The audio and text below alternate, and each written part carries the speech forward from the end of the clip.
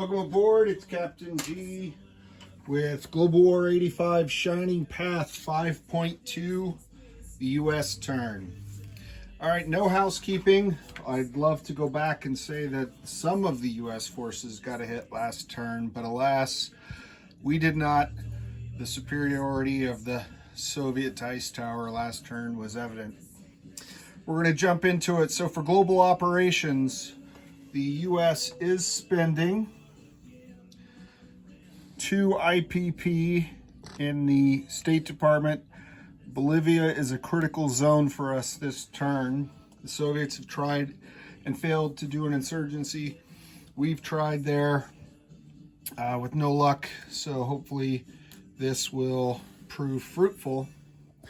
So 3 dice. We need at least one of them to be 10 or more. Bolivia can come in at the end of the war and make a difference. Here we go. They are reluctant. Shoot. All right. So what that does is that gives a stack of IPP here in the center of the continent, potentially for the Soviets convince them to join for a mech or an MBT or whatever they choose to build right there in the mountains, if they can convince them to join. That also means I have to shift some of my attacks. I had some if-then statements on my attacks. All right, so let's go and let's walk you through the balance of the turn. After global operations is place units. Sorry, purchase units. So the 2 IPP for the State Department is there. We don't get to buy a paramilitary with that because we lost. So the remainder of the 23 IPP we have this turn, 4 for an airborne, 6 for an air cav, 3 for a SAM, and 8 for 2 mechs. And we're building 1 cruise missile. We have 1 and we are firing that one. We had 2 different things that we wanted to do with that one this turn in our attacks. So we had Bolivia joined us, we were going to use them to attack Chile, which is probably why they opted not to join us. So that attack, that alternate attack, is not happening. Up here in P71, we are doing a sub-on-sub battle. So we're sending from A36 the nuclear attack sub to come across. And the Soviets captain has decided to fight. So that'll be a blue American sub against a Russian red sub. He's not going to run silent. So we like it when captains are brave and go for the win. So that'll be the first attack. The second attack is in Ecuador. Coming down out of Panama, leaving that air base, is an airborne and an attack helicopter. Going 1, 2. The attack helicopter has to land in the zone. They don't have the fuel to go back. And the airborne must take the zone for them to land. Defending only is a mech.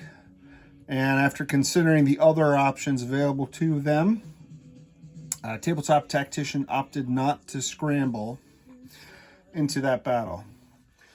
Battle 3 is in the Amazonas. We are sending from here in Sao Paulo a SAM, as well as a mech and a light infantry from French Guiana. Now, there is a river here in French Guiana coming into Amazonas. The mech is already at a penalty, and the light infantry then has to pay that river penalty on the first round only, and then he has no jungle penalty should he survive into a second or later round. Defending is a mech and a SAM, but in addition to those ground forces, the U.S. is also sending an A-10 from Panama, flying 1, 2, 3. They're sending, if there's no Bolivia attack, yep, the fighter from Panama, 1, 2, 3. The A-10 from Sao Paulo has no Bolivia attack to participate in, so he's going to go up as well. And that accumulation of U.S. Air Force targets has brought out the Soviet air superiority fighter, scrambling in defense. All right, attack 4 is old blood and guts. The U.S. airborne down here in Sao Paulo is moving 1 over Uruguay, 2 over A45, and 3 onto the Falkland Islands. Could have also overflown the fleet, but why do that?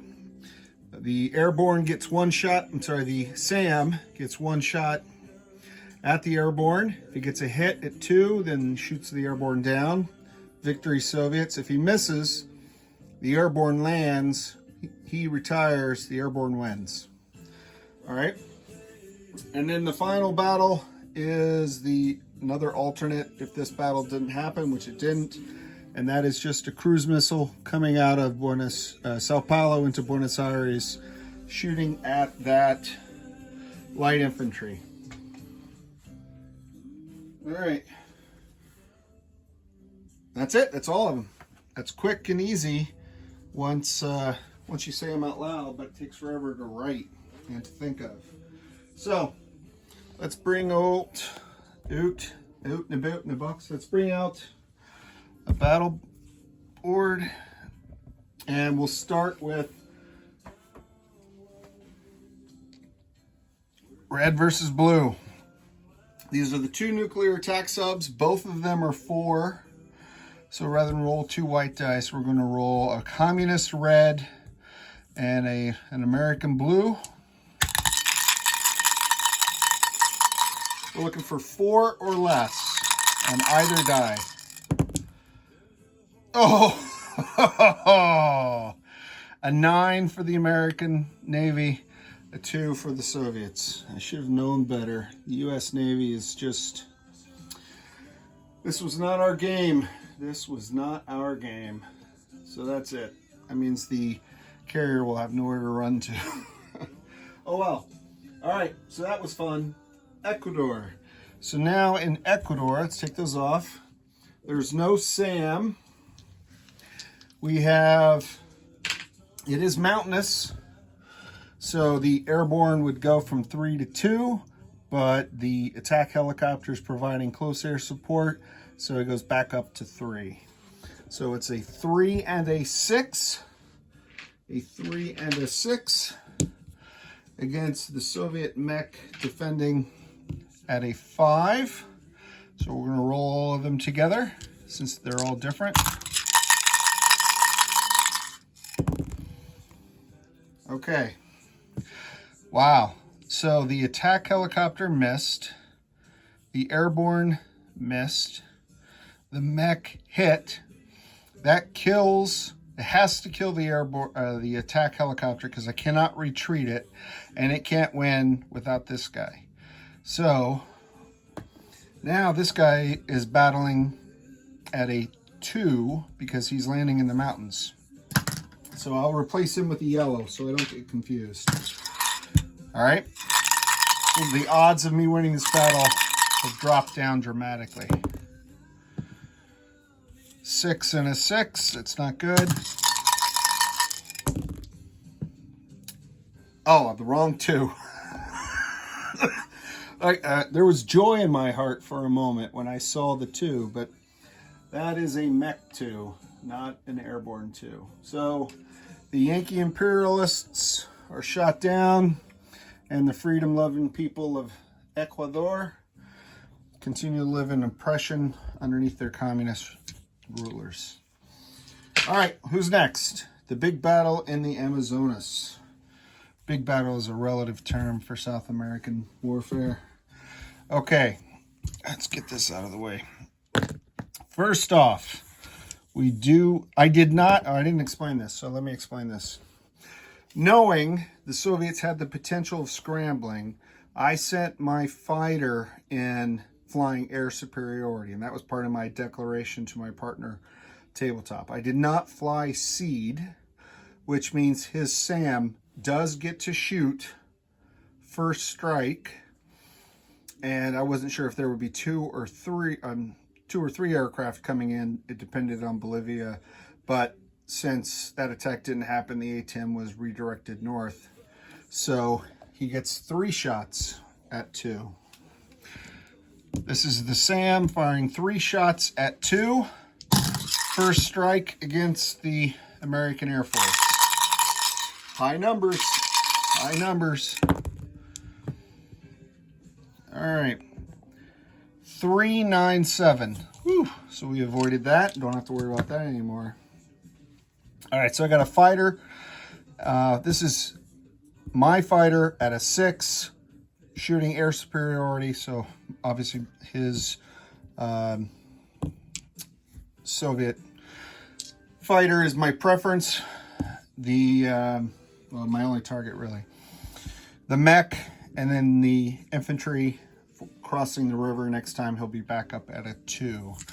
The Soviets have 2 ground units in the first round and 1 air unit. All right, so that's good. So my fighter did get a hit. I had 1 A-10 miss. I had 1 A-10 hit, and then my ground units both missed, which is fine. This is a target select for the A-10, which are an exclusive unit to the Americans, and if you have the chance to use them, use them. I love them. They're the same price as an attack helicopter, and they do great, wonderful things. So with my target select, it's not first strike, but it is important. I'm going to kill his mech, and I'm going to kill his air superiority with the air superiority hit. That means only his SAM is left, and the SAM will retire at the end of the first round, because I didn't get any other hits, because this guy was designated air superiority, and this guy's, so I had no general hits, if you will. Okay, does that make sense, hopefully? Please do leave your questions in the comments if you have any, because there are some beautiful nuances. All right, to this game, which are sometimes tricky. The 7 is the Soviet air superiority fighter firing back at the U.S., and then the black 5 is the mech.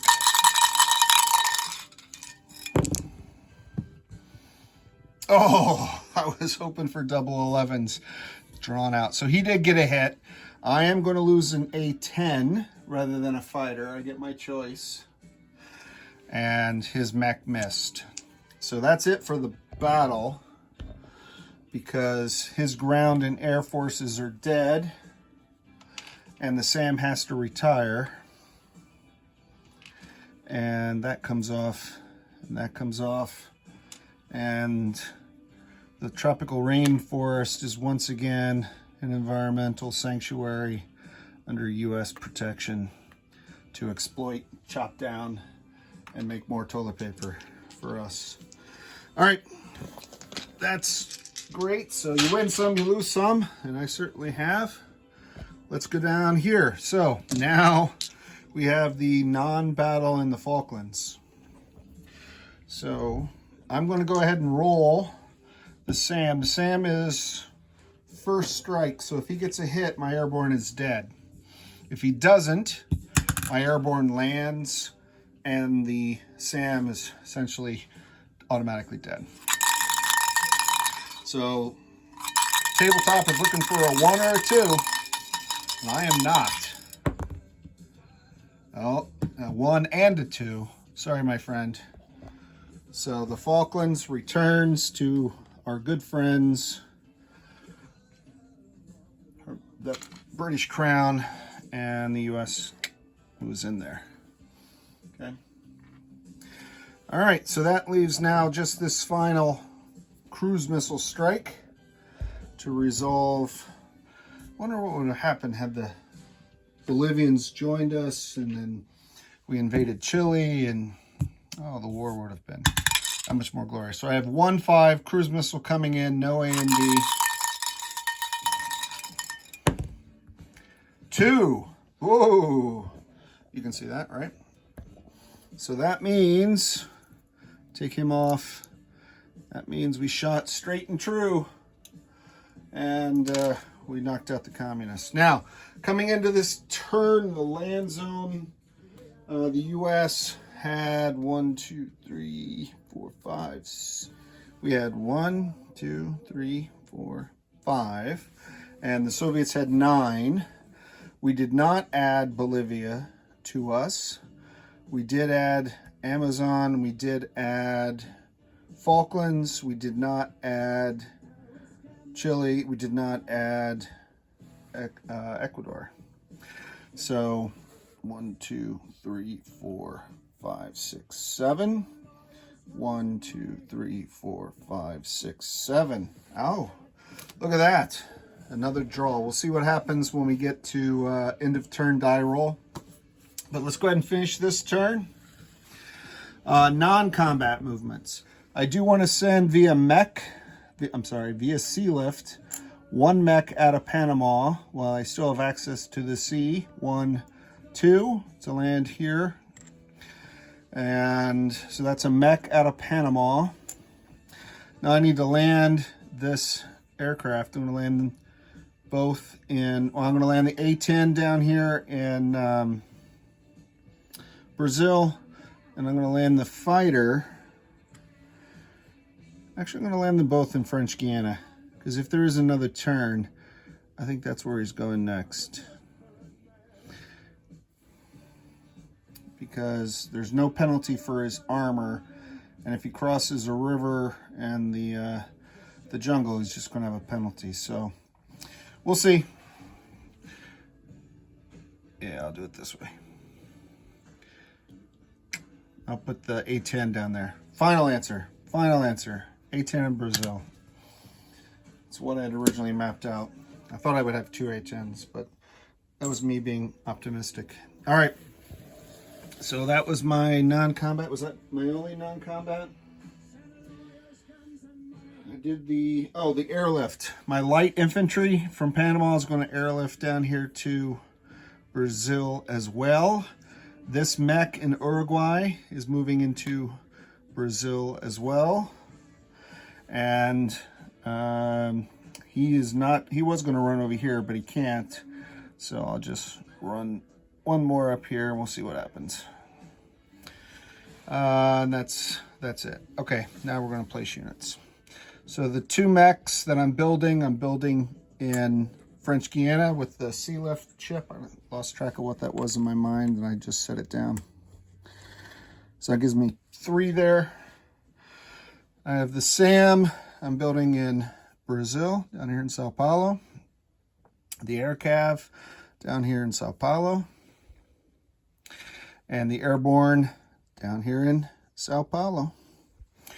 All right, and then the cruise missile had 1, fired 1, built 1, end up with 1.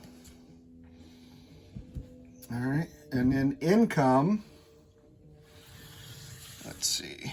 Okay, so my base was reduced to 1, 2, 3, 4. 1, 2, 3, 4. Plus the 17 is 21. Add the only one that I was going for that had value, which was the Amazons. So that's added to the base. And then this is a subtraction of 2 because they sank my oil tanker. So minus 2 there. So that means it ends me with 20 IPP if, and it's a powerful if, this likelihood there, we have turn 6. All right, so with that, I'm gonna use the blue die because this is a variable ending 3 or less. 3 or less. So 1, 2, or 3, the game is over at a 7-7 tie. 1, 2, 3, 4, 5, 6, 7. 5, 6, 7. Yeah, 7-7 tie. We end, which is probably the best the U.S. could hope for. Or we continue and the Soviets climb back on top. Let's see. Variable turn ending is a 1. Look at that. And to paraphrase, and I will give him credit, I stole this from Admiral Seabass, ending scenario 0, South American game, as a tie is very fitting for a continent that loves soccer, right? Ba-dum-bum. I love that. I thought it was funny. I forgot to say it last time because I didn't go last time. All right, so 1, 2, 3, 4, 5, 6, 7. 1, 2, 3, 4, 5, 6, 7. That's it for the game. It's a tie. As I said last time, really enjoyed this scenario. Had a lot of fun playing with Tabletop Tactician. First time I'd ever played games with him. He's a great guy, and I look forward to playing many more Global War 85 scenarios with him. On behalf of Tabletop and myself, I say thank you to everyone who watched this. Hopefully you got something out of this. It is a tutorial scenario, but it's also fun and it's fast. So do enjoy it. This is Captain G, over and out.